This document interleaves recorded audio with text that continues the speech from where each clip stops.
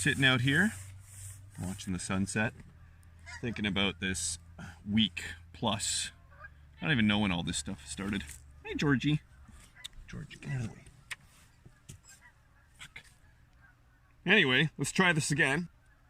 And he's back. So many of us have been forced to stay home. We've been forced to think about what's essential and what's not. We're having very odd conversations right now with each other.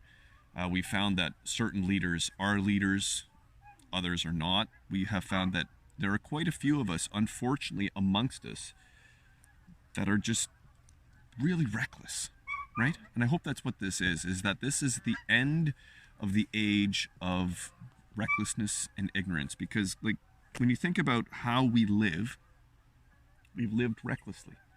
We've lived thinking that nothing will ever change. It'll always be this good.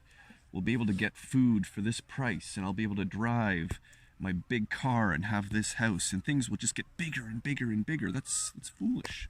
It was never going to be the case. Something had to give. I'm not saying that this was created. It's not my little conspiracy theory. We've gone down that road, but it's just nature. There are checks and balances that are in place, and we are not very smart sometimes. We just aren't. We think that we can outsmart nature, that we can make it into what we want it. But as we've shown, when we are left to our own devices, we tend to poison a lot of the things that are around us. We tend to be very reckless and ignorant. And the people that I really admire are people that are thoughtful. They make difficult decisions, and I don't always agree with them. But I will always respect their decision if there's thoughtfulness that comes into play. A lack of reckless behavior, of just going ahead and just doing it. Yeah, that has a time and a place, but recklessness and ignorance, I hope that time is done. I would rather approach life in a thoughtful way without reckless and ignorant behavior. I've not always been able to do that. I have been guilty of doing that. We all have. That's what makes us human, but let's try a little harder.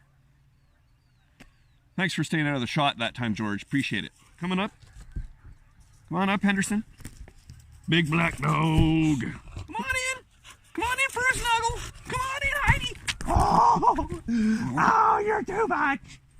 Oh!